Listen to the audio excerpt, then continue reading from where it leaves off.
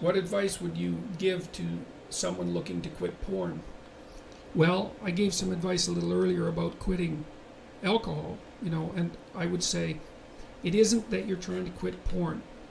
It's not the right way to think about it. The right way to think about it is that you're trying to figure out how to have a better life. And so you have to figure out, well, I would say do the future authoring program and keep your porn addiction in mind and think.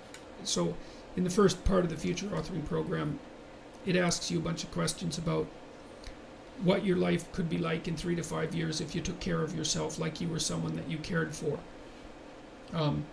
And then it asks you questions about your friends and your family and your career and your time outside of work and your health and the important dimensions of life. And it asks you to spend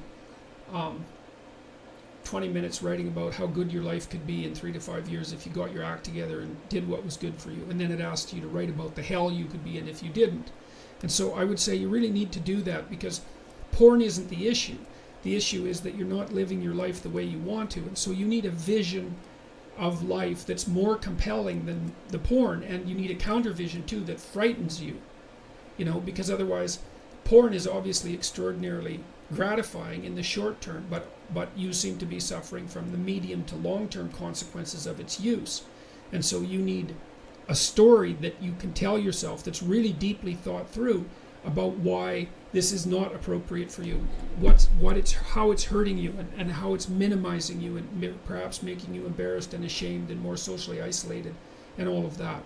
So I would say think about it as cleaning up your psyche and your behavior rather than merely stopping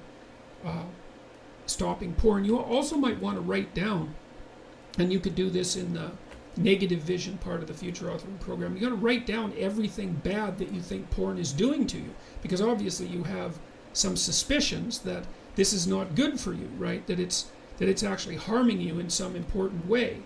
And so you need to be fully cognizant of what those ways are, and then take them seriously and decide if that's the pathway through life on which you wish to travel.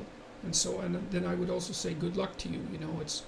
It's a very good idea to identify one of your weaknesses and work on it. You can strengthen yourself substantially by doing that.